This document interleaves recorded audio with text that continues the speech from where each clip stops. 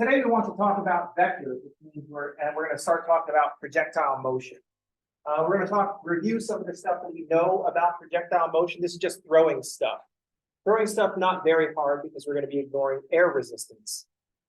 But we're going to talk about projectile motion in vectors. So here's what we know.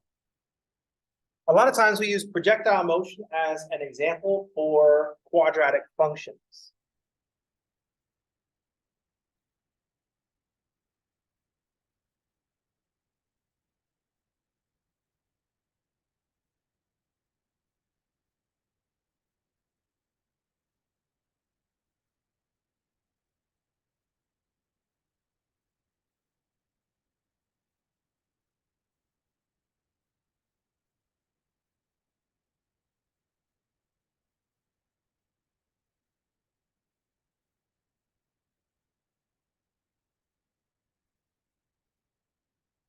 So what we're going to be doing, we're going to be creating a model for the height of an object after being thrown. And we're going to be very specific about our wording here. So the height of an object at t seconds after being thrown with an initial upward velocity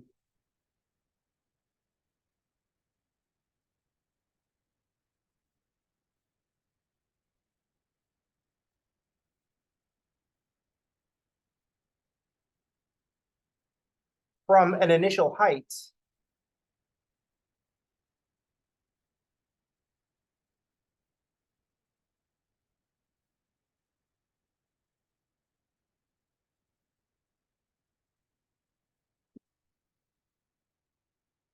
is given by a quadratic function.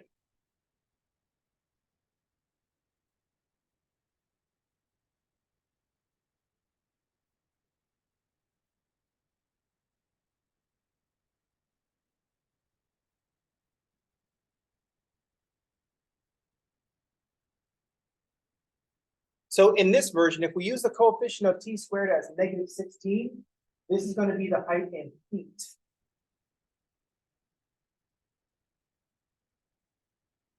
The other way we might see it is with a -4.9.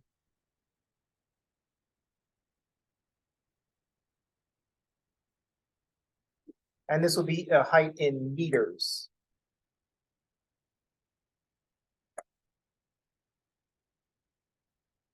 The 16 and the 4.9 are coefficients based on gravity. Each one is 1/2 of gravity.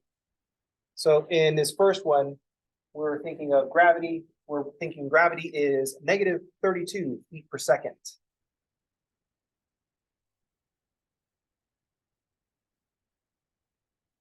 Per second.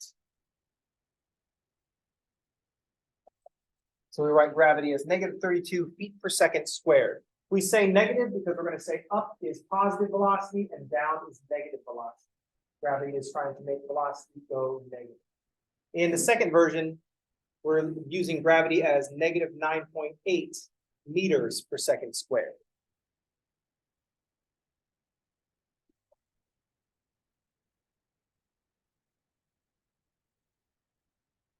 In this case, our V naught will be in meters per second. And our initial height is going to be in meters. And then if we're doing the problem in feet, then our initial height is in feet. And our initial velocity is going to be in feet per second.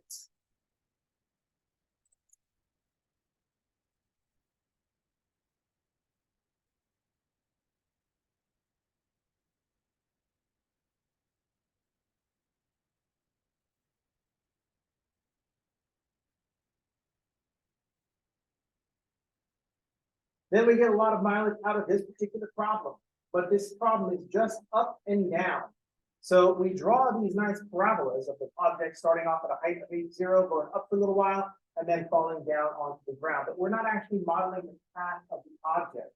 We're just looking at the height of the object. So we get this parabola.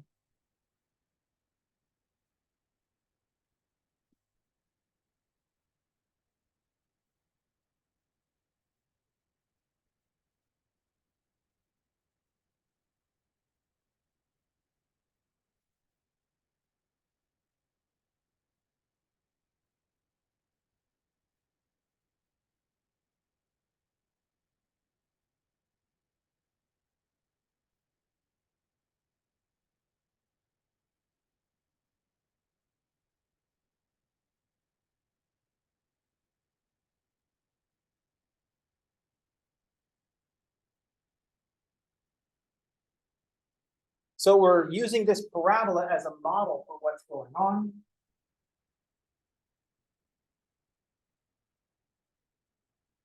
But this is not the path of the parabola. We're not landing a little ways away from where it was thrown.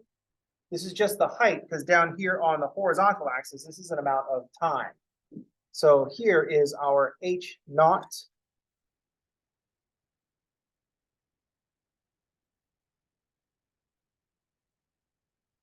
Because this is when t is equal to 0. That's our initial velocity. This other t intercept here, that will be the time when the object lands on the ground.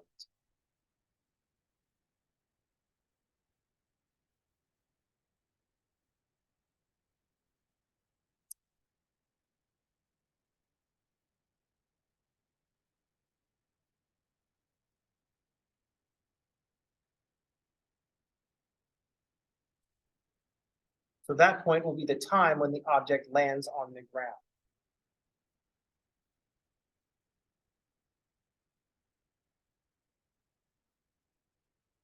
Then in the middle, at the vertex of our parabola, will be the time when the the object reaches its maximum height.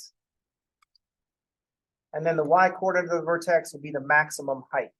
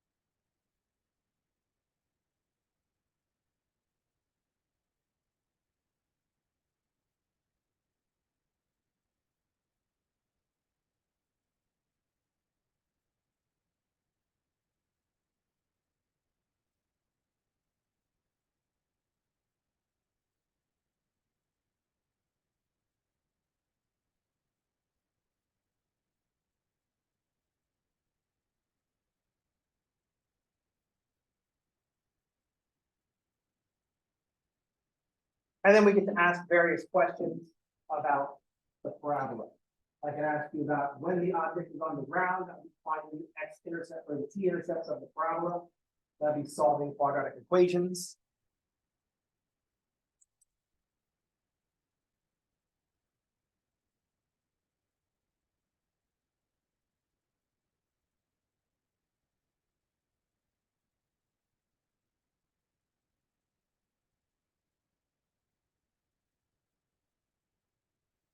So if I ask a question, when does the object land on the ground? I want you to solve a quadratic equation.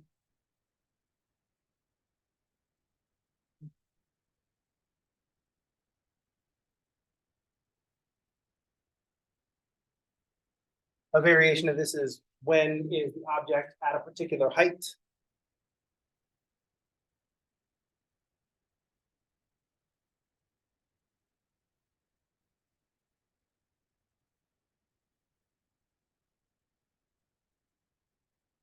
That's also solving a quadratic equation. These are both variations on the same question. Kind of cheap doubling up on that. I can ask when is what is the maximum height reached by the object, and when, after being thrown, does the object reach its maximum height?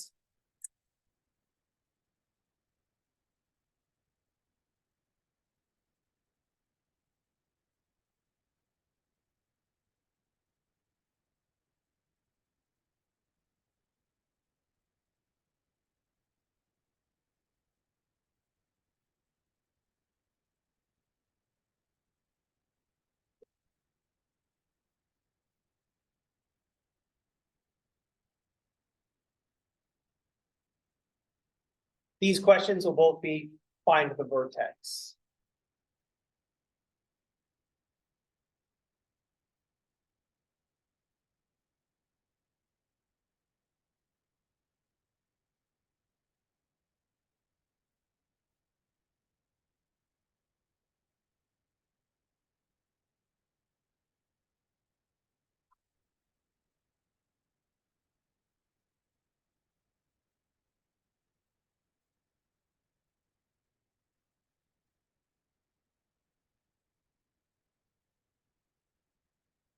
One of the things that we see on the diagram is that there are two t-intercepts because our vertex is above the t-axis and the parabola opens up downward.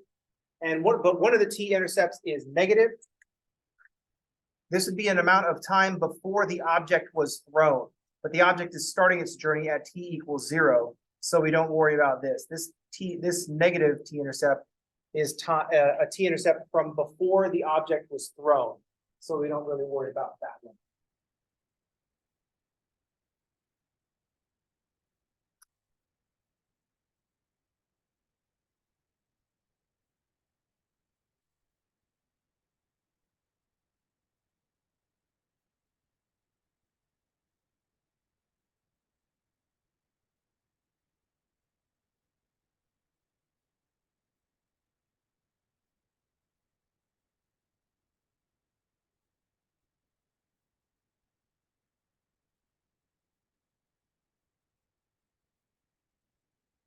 So for an example,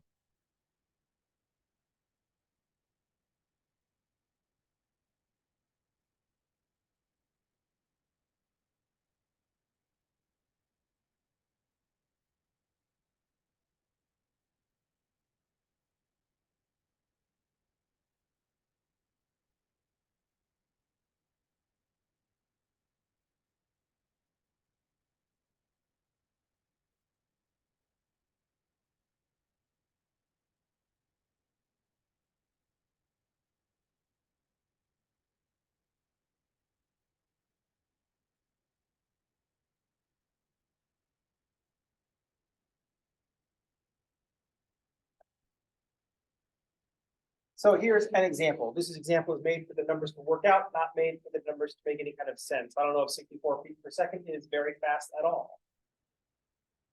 I don't know what that is in miles per hour.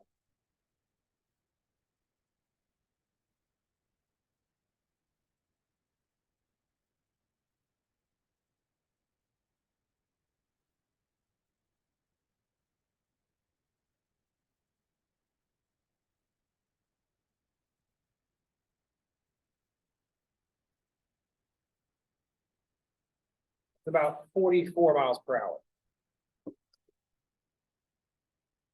A gentle talk, I don't know. 44 miles per hour. I think I feel it. Anybody throw things like baseball? Anybody baseball pitcher? You know how hard it is to throw that fast or slow? It's okay if this is going slow because I want the thing to be going slow because we want to ignore air resistance. Air resistance depends on how fast the thing is going. Like when you're driving along, you stick your hand out the car. When you're going slow, the wind does not push on your hand very much. But when you're going really fast, the wind starts to push your hand much more. So how fast you're going will affect how much air resistance. So if you want to ignore air resistance, just go slow.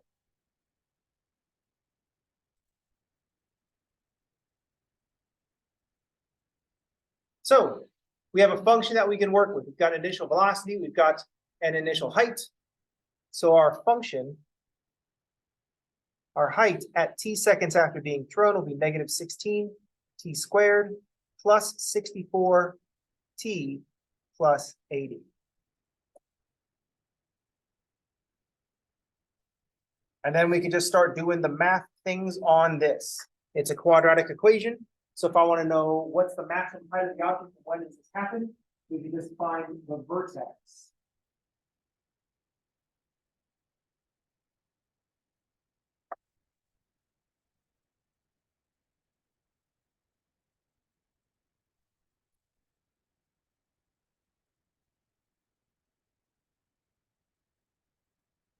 So let's remind ourselves about finding the vertex. So I might ask the question, I will encode the question, find the vertex, by saying how long after being thrown?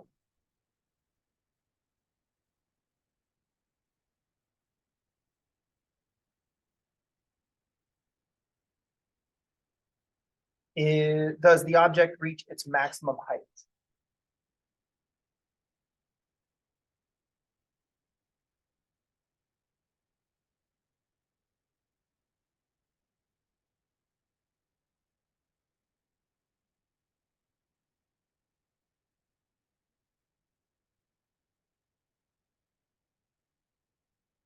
And then because there are two coordinates in our vertex, I could ask the other coordinate, what is the height of the object at this time?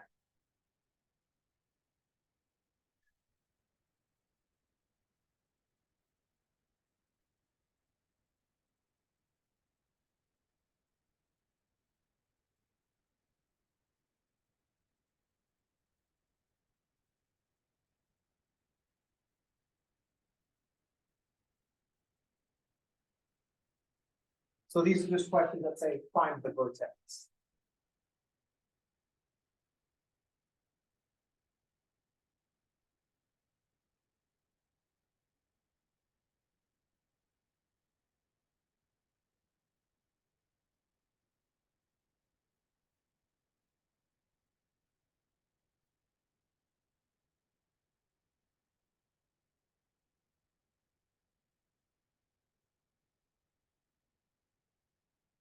So let's recall how to find the vertex. The easiest way to find the vertex is to remember the x coordinate of the, or in this case, the t coordinate of the vertex.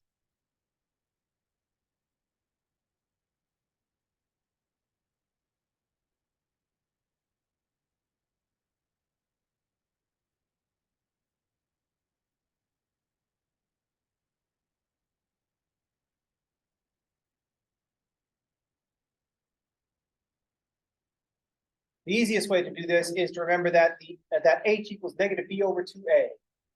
This is what we would get for the non-plus or minus parts. The quadratic formula, what's the middle?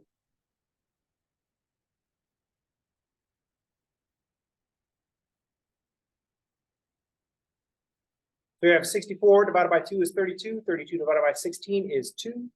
So 2.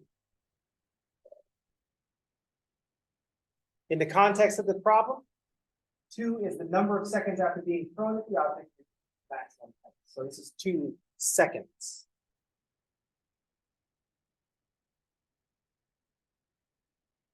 The y-coordinate of the vertex will just evaluate the function at this point.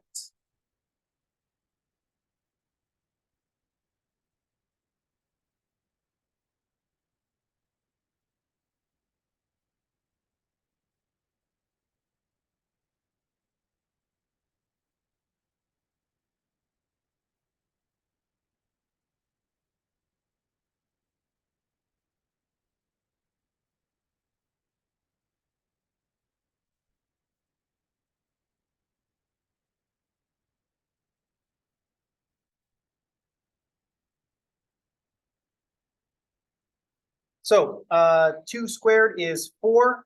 4 times 16 is 64. If you don't like that, 16 times 2 is 32. 32 times 2 is 64. So I have a negative 64 and 2 positive 64s, leaving me with 164 and 180. So this gives me a 144.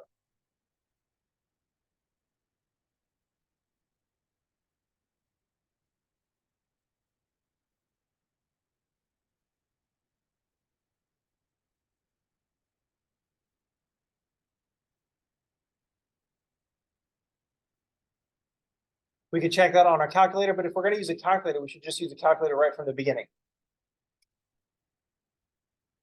So this vertex, the vertex of the parabola is 2, 144. We interpret this by saying the height of the object reaches its maximum height 2 seconds after being thrown, and the maximum height is 144 feet.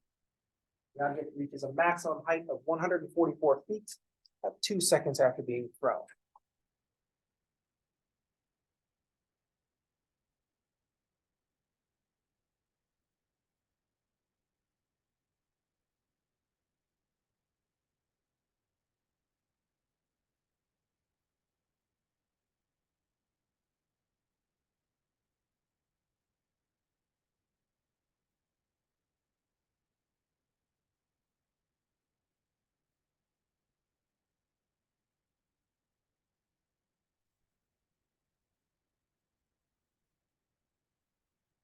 You can rephrase into an equivalent sentence that makes you happy. 2 seconds after being thrown, the object reaches its maximum height of 144 feet. I put it in the order of the vertex.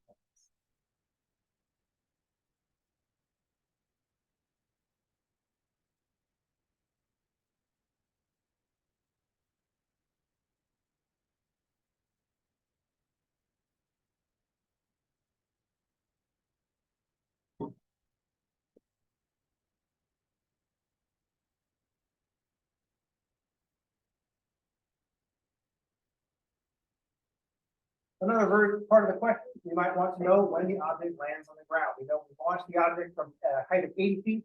It goes up 64 feet for 2 seconds, and then it's going to fall to the ground. So part 2 of the question might be to say, how long after being thrown does the object land on the ground?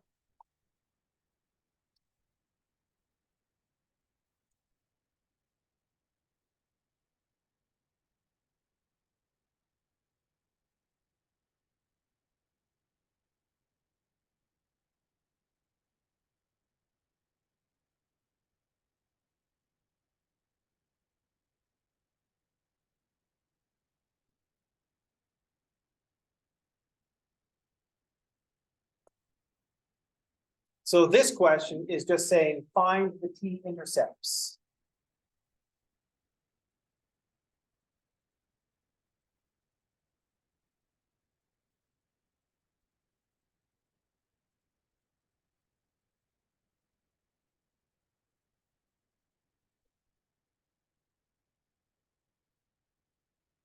That is, solve the equation h of t is equal to 0.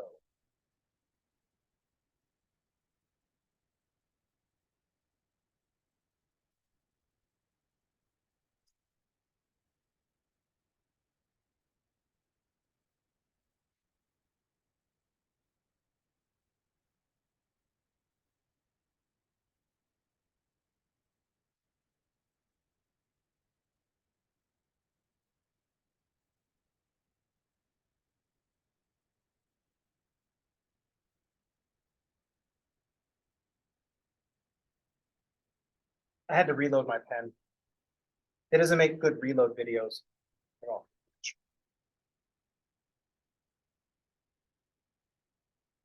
And I fling that off, and I pull out another one. It's just not a good one. And then I have to cock it. Now it's reloaded.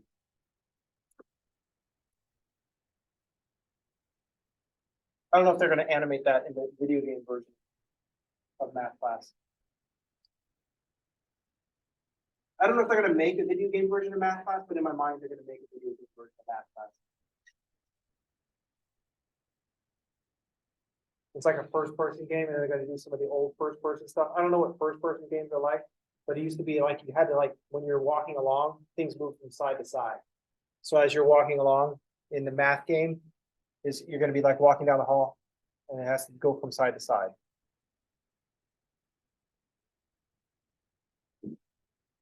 And then you're going to switch colors.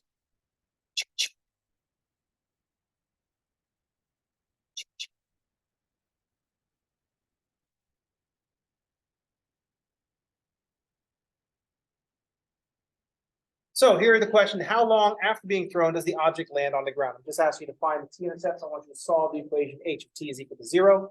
So we're just going to take the h of t, which is negative 16 t squared plus 64t plus 80 is equal to 0.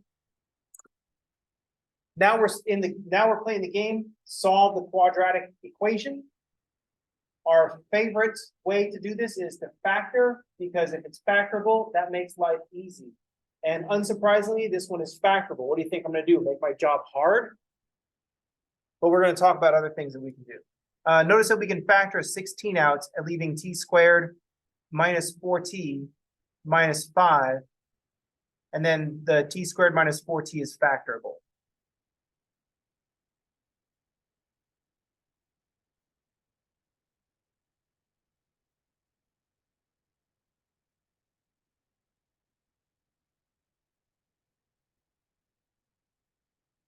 So at this point, we're going to see that the object has a height of 0 at 5 seconds after being thrown, and also at 1 second before being thrown. So that one we toss out. And we just go with this 5 seconds. Since this one is negative, this is 1 second before being thrown.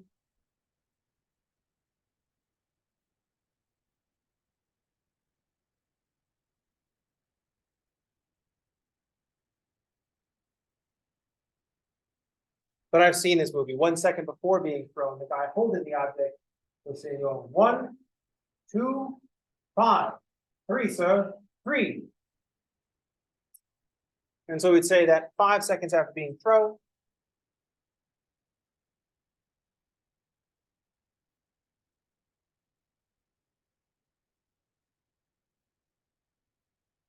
the object lands on the ground.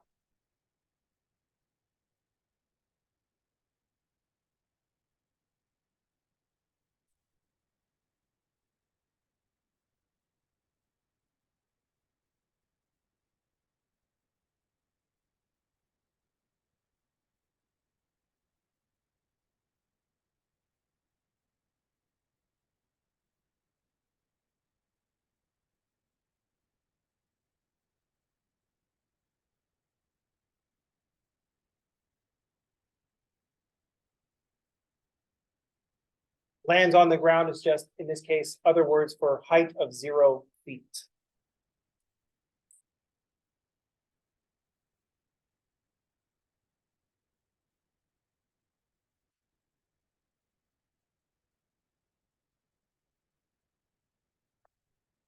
Plugged in the height that I wanted, 0, solve the equation.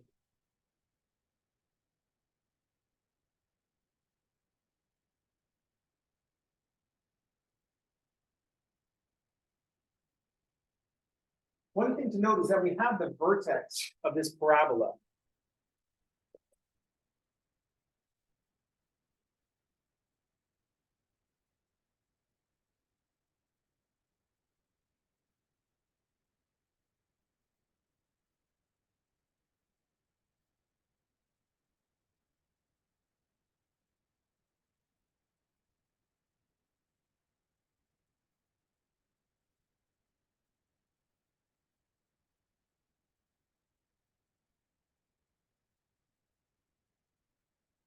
Since we know that the vertex is 2 and 144, we can rewrite the function. Instead of writing negative 16t squared plus 64t plus 80 equals 0. So instead of having negative 16t squared plus 64t plus 80, we can rewrite this as negative 16 times t minus 2 squared plus 144.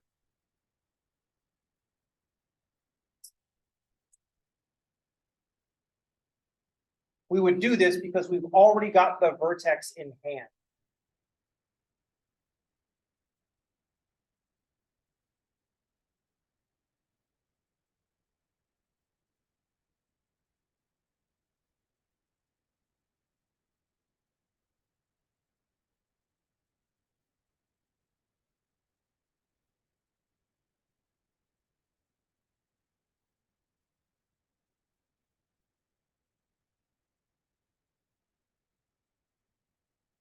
So if we had written rewritten the equation as 16, well, first of all, we can see that this is the case. If we take the t minus 2 squared and multiply the t minus 2 times another t minus 2, that gives us t squared minus 4t plus 4. If we take this all and multiply by negative 16 and then add 144, I get negative 16t squared plus 64t minus 64 plus 144. So there's the plus 8.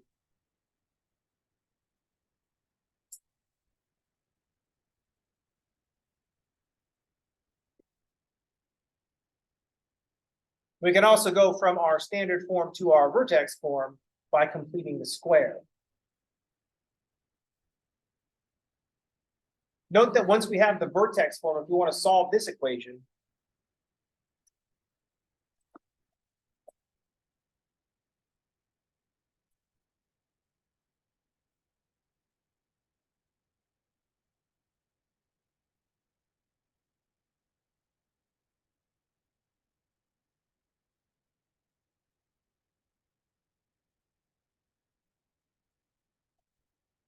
sometimes solving from vertex form is easier. In this case, we had a factorable polynomial, so that's going to be easiest. But if we wanted to solve negative 16 times t minus 2 squared plus 144 and set that equal to 0, I would subtract the 144 and divide by -16.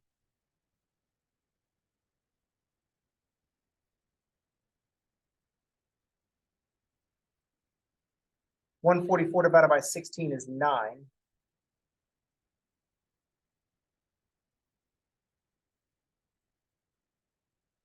If you can break down the 144 to 12 times 12, and then the 16, you can just start taking things apart.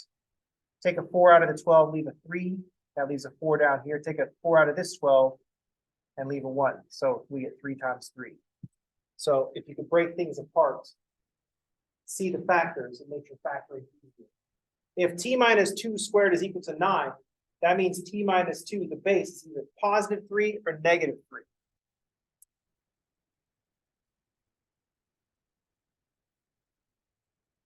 So we get t is equal to 2 plus or minus 3. There's 2 in the middle, that's the vertex.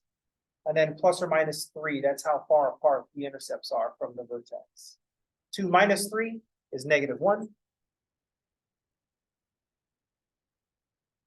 And 2 plus 3 is the 5 seconds that we had before.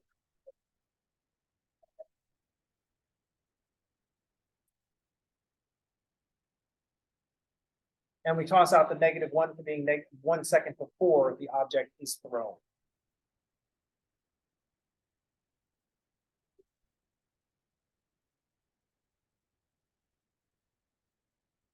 Any questions? You can also solve your quadratic from standard form by using the quadratic formula, in which case you should just be using completing the square anyway, because the quadratic formula is correct.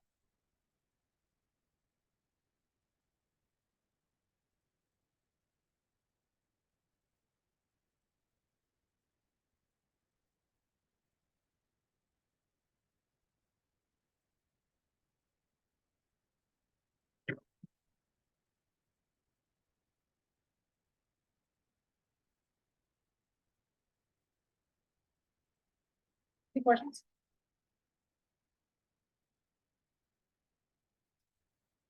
Now, this problem was set up using a parabola because we had isolated the our vertical initial velocity. We took our initial velocity and made it all vertical.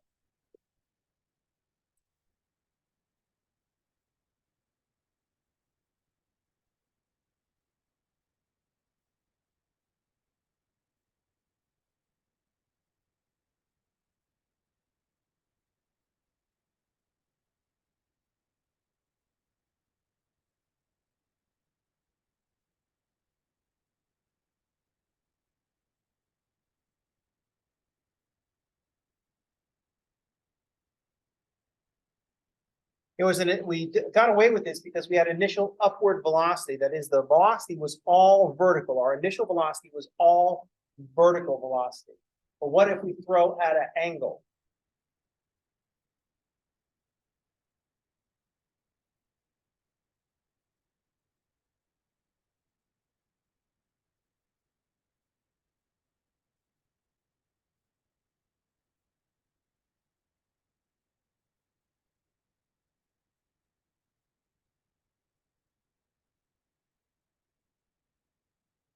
Let's take a break, come back, and talk about what happens if we throw our object at an angle. How do we break that down to get the upward velocity that we can use in our quadratic? All right, let's pause the video here.